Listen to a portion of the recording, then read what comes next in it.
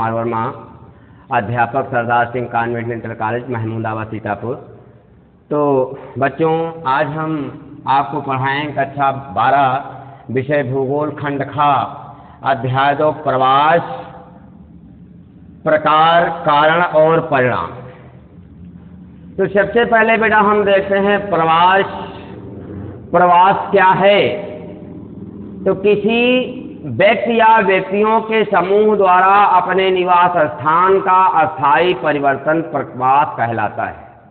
यानी कहने का मतलब कि जिस स्थान पर हम रहते हैं, निवास करते हैं, उस स्थान से हम जब दूसरे स्थान को चले जाते हैं, उसी को क्या कहते हैं? प्रवास कहते हैं। जनगणना होते समय जन्म स्थान के अतिरिक्त अन्य स्थान पर गिने जाने वाले निवासी व्यक्ति को बेटा प्रवासी कहा जाता है। भारत में सन 1881 में संपन्न हुई प्रथम जनगणना से ही प्रवास संबंधी आंकड़ों का संग्रह किया जाने लगा है भैया। तो बेटा भारतीय प्रवास की 3 तरंगे हैं भैया, यानी 3 प्रकार के 3 तरंगे का मतलब 3 स्टेजों पर जो है प्रवास हुआ है बेटा। तो भारतीय प्रवास की 3 तरंगे हम आपको पढ़ाएंगे, जो आप देखें। भारतीय प्रवास की 3 तरंगे। तो बेटा इन 3 तरंगों में बेटा आपकी है पहली तरंग, दूसरी तरंग और नंबर 3 में बेटा है तीसरी तरंग। इसको हम देखेंगे। तो बेटा जो पहली तरंग है, भारतीय इतिहास में भारतीय प्रसार की पहली तरंग उपनिवेश काल के दौरान बेटा संपन्न हुई थी। और इस काल में अंग्रेजों ने उत्तर प्रदेश और बिहार से मॉरिशस, कैरिबियन द्वीपों व फिजी और दक्षिणी अफ्रीका, फ्रांसीसियों व जर्मनों ने रियूनियन द्वीप, ग्वाडेलूप, मार्टिनिक और सूरीनाम में डचों, फ्रांसीसियों और पुर्तगाली लोगों द्वारा गोवा, दमन और दीव से मोजम्बिक व अन्य देशों से करारबद्ध लाखों श्रमिकों को रोपण कृषि में कार्य करने के लिए भेजा गया था, जिन्हें बेटा गिरमिटिया एक्ट के द्वारा कक्षा 10 में आप लोग पढ़ चुके हैं। गिरमिटिया मजदूर। गिरमिटिया मजदूर बेटा क्या है? इनको अनुबंधित मजदूर कहा जाता है। 5 साल के लिए, 10 साल के लिए उनको यानी सुनहरे सपने दिखा करके ले जाया जाता था। बेटा कहाँ से कहाँ को ले जाया जाता था, थोड़ा आप अपने मानचित्र पर देख लें तो ज़्यादा बेटर रहेगा, अच्छा रहेगा। जगह बोर्ड पर कम है, इसलिए हम उस हिसाब से मानचित्र सेट कर रहे हैं बेटा।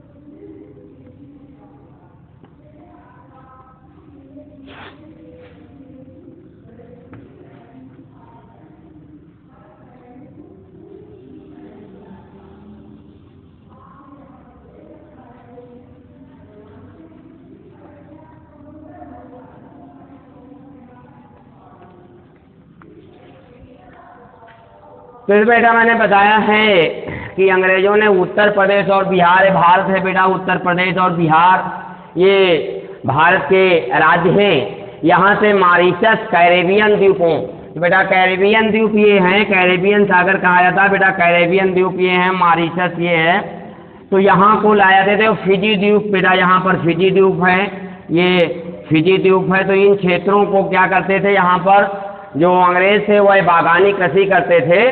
फ्रांसीसी, डच बेटा हॉलैंड के थे, ये सब यूरोपीय देशों के थे।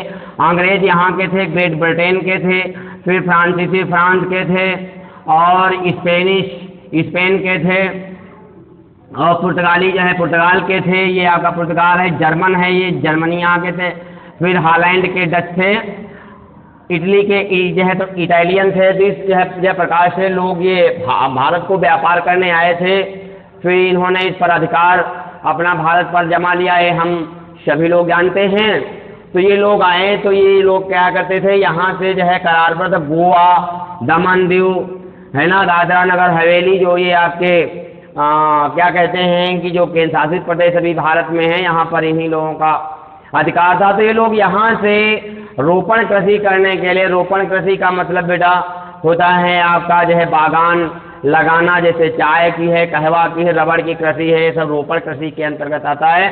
तो इन क्षेत्रों को अनुबंधित मजदूर के रूप में लेकर के आते थे, 5 साल, 10 साल, 15 साल इस हिसाब से। तो इस जो है मतलब ये जो है बेटा जो है क्या कहते हैं प्रवास का ये जो है प्रथम चरण है, या जो है पहली ये जो है तरंग है।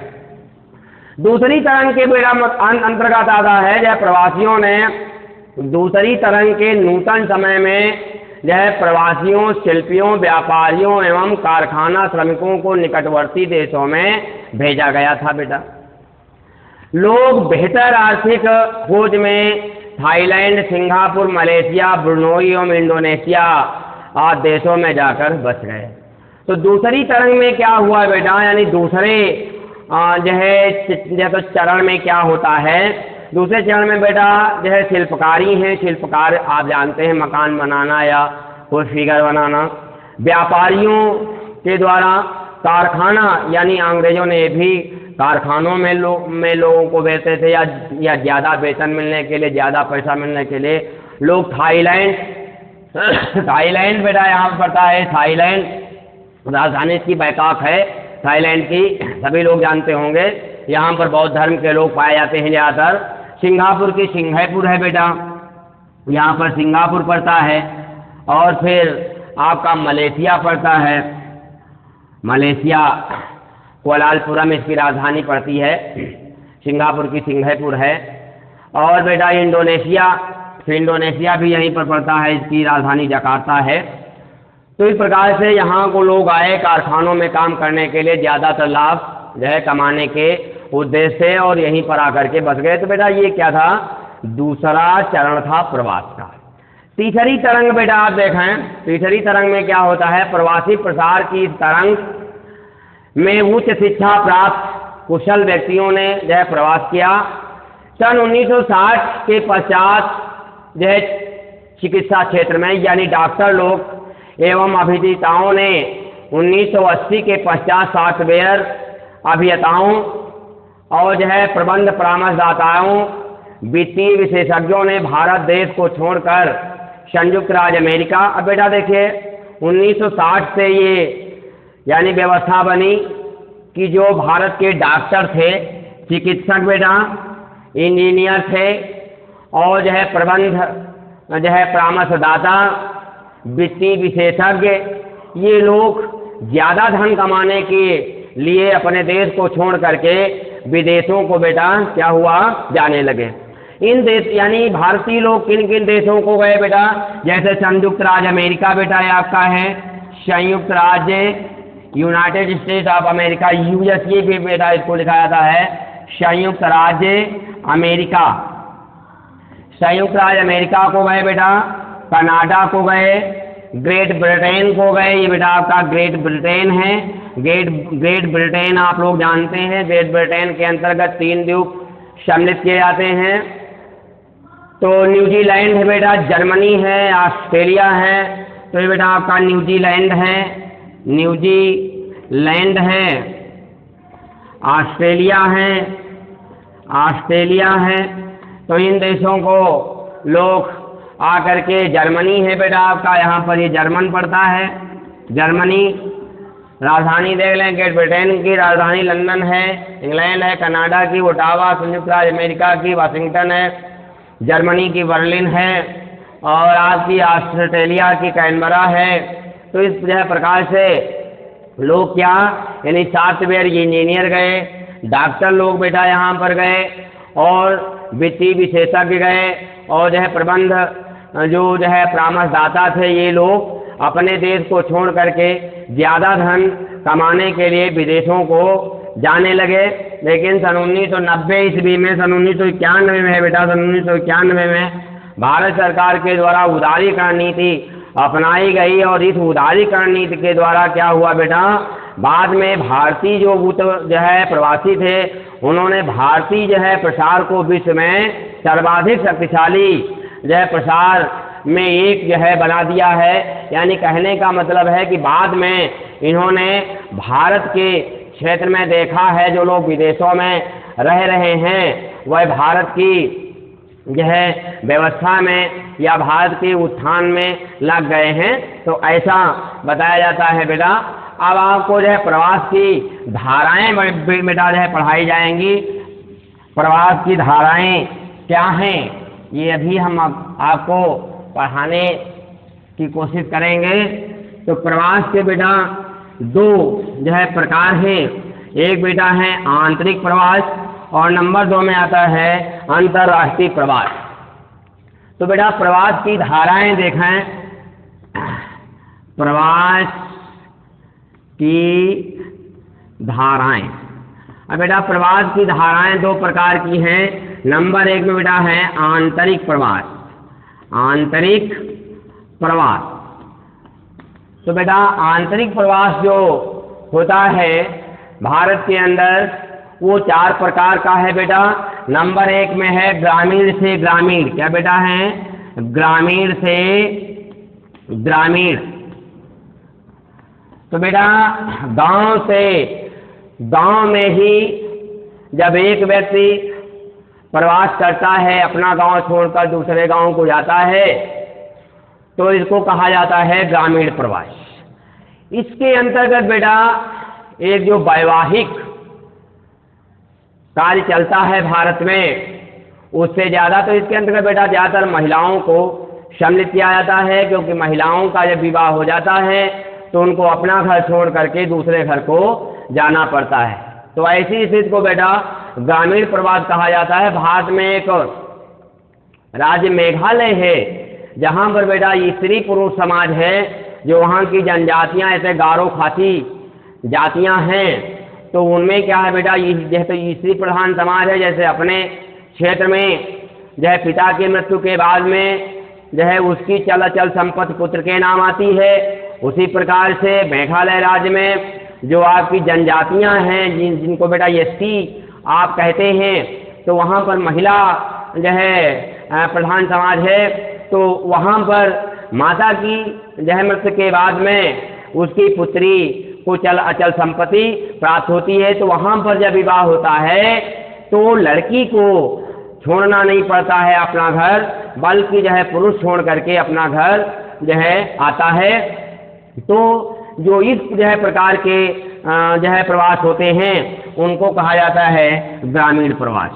नंबर 2 में बेटा आपका आता है ग्रामीण से शहरी प्रवास। ग्रामीण से शहरी प्रवास,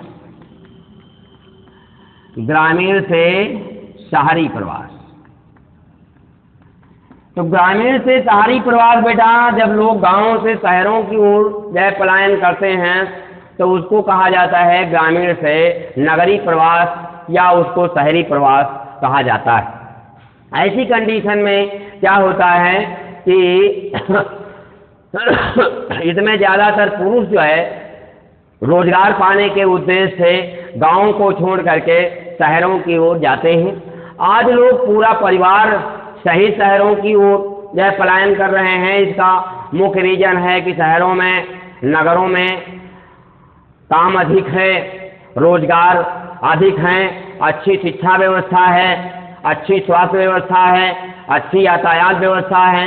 तो लोग गांवों को छोड़ करके नगरों की ओर प्रवास कर रहे हैं, या पलायन कर रहे हैं। तो ऐसे प्रवास को कहा जाता है ग्रामीण से नगरी प्रवास या जो है शहरी प्रवास। नगरी से नगरी प्रवास बेटा आप देखा, नंबर 3 में आता है नगरीय से नगरीय प्रवास।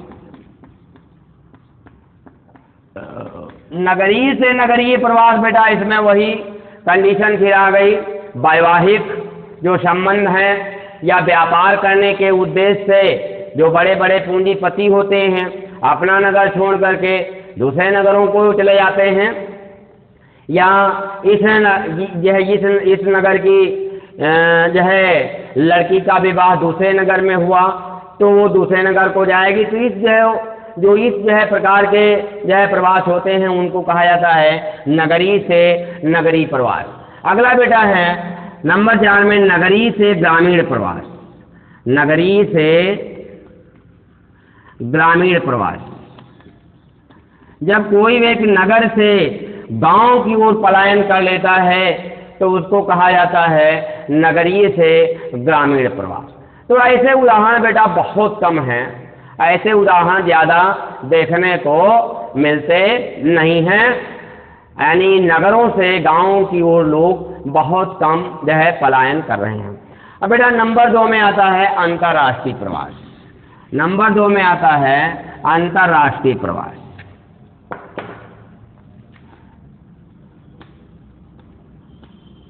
अंतर्राष्ट्रीय प्रवास, अंतर्राष्ट्रीय प्रवास का बेटा मतलब होता है अपने देश को छोड़ करके दूसरे देश को जाना। तो बेटा इसके कई कारण हैं, इसके भी 4 कारण हैं। जैसे नंबर 1 में आर्थिक कारण है। नंबर 1 में बेटा क्या है?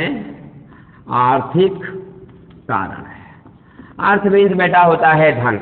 धन कमाने के उद्देश्य से जब लोग क्या होता है अपना देश छोड़ करके दूसरे देशों को नौकरी करने के लिए, अभी मैंने आपको बताया है कि जो भारत के शिक्षित वर्ग हैं, चाहे वो सॉफ्टवेयर इंजीनियर हों, चिकित्सक हों, विशेषज्ञ हों, ये लोग क्या करते हैं अधिकाधिक धन कमाने के लिए, लाभ कमाने के लिए जो विकसित देश हैं वहाँ पर जा करके अपना आवास बना करके रहने लगते हैं और अपने परिवार सहित भी कभी कभी अपना देश छोड़ करके जो है प्रवास कर जाते हैं। तो जो इस प्रकार से जो है प्रवास होता है उसको वो बेटा क्या है आर्थिक कारण के अंतर्गत आता है। नंबर 2 में बेटा आता है राजनीतिक कारण। नंबर 2 में आता है राजनीतिक कारण। राजनीतिक कारण का बेटा मतलब होता है कभी कभी ऐसा होता है कि किसी देश की शासन व्यवस्था कठोर है, किसी देश की शासन व्यवस्था लचीली है, तो हर व्यक्ति क्या चाहता है बेटा वो जो है तो लचीली कानून व्यवस्था में रहना पसंद करता है। तो कभी कभी राजनीति भी जो है क्या होता है प्रवास का कारण बन जाता है। जैसे मान लीजिए कि किसी देश का कानून बहुत कठोर है, वहाँ लोगों को बहुत सताया जा रहा है। जैसे कभी यह तो इंग्लैंड में ऐसा था, जो वहाँ का राजा जेम्स द्वितीय था, जनता को काफ़ी परेशान करता था, तो लोग जो है पलायन कर गए, संपूर्ण विश्व में जा कर के बसे। नंबर 4 में बेटा जो है तो नंबर 3 में आता है धार्मिक व सामाजिक कारण। नंबर 3 में आता है धार्मिक व सामाजिक कारण। इंग्लैंड का ही हम उदाहरण दे रहे हैं। इंग्लैंड में जब जेम्स द्वितीय शासक था तो क्या करता था कि बेटा जो ईसाई धर्म है उसमें 2 संप्रदाय हैं, एक है कैथोलिक और एक है प्रोटेस्टेंट। तो जो जेम्स द्वितीय था वो जो है कैथोलिक धर्म का था, कैथोलिक धर्म का जो है शासक था, कैथोलिक संप्रदाय का। तो जो यहाँ के जो है कैथोलिक थे इंग्लैंड के, उनको ज़्यादा सम्मान मिलता था। तो जो प्रोटेस्टेंट संप्रदाय के लोग थे वह उन्होंने क्या किया अपना देश छोड़ करके दूसरे देशों को जा करके बसने लगे। जैसे हिटलर के अत्याचार से जो यहूदी जो है संप्रदाय के लोग थे, यहूदी धर्म के जो लोग जर्मनी में जो है निवास करते थे, या तो उनको मार दिया गया था और या तो वह जर्मनी को छोड़ करके भाग गए थे। तो बेटा ये धार्मिक और जो है सामाजिक कारणों के द्वारा भी कभी कभी जो है क्या होता है, प्रवास होता है, लोग अपना देश छोड़ करके दूसरे देशों को जो है चले जाते हैं, पलायन कर जाते हैं। अगला बेटा आपका आता है अन्य महत्वपूर्ण कारक हैं। नंबर 4 में आता है अन्य महत्वपूर्ण कारक।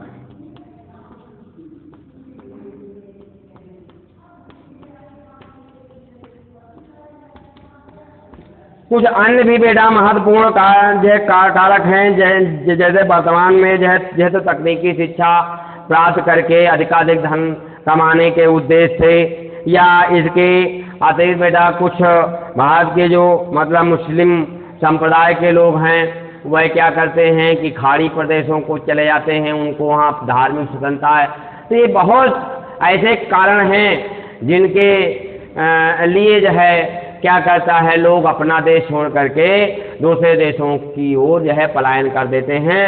तो ऐसे जो है प्रवासों को क्या कहा जाता है, अंतर्राष्ट्रीय जो है प्रवास कहा जाता है। तो बेटा आज हम यहीं तक आपको इसके आगे का जो भाग है इस लेसन का अगले वीडियो में आपको पढ़ाएंगे। धन्यवाद।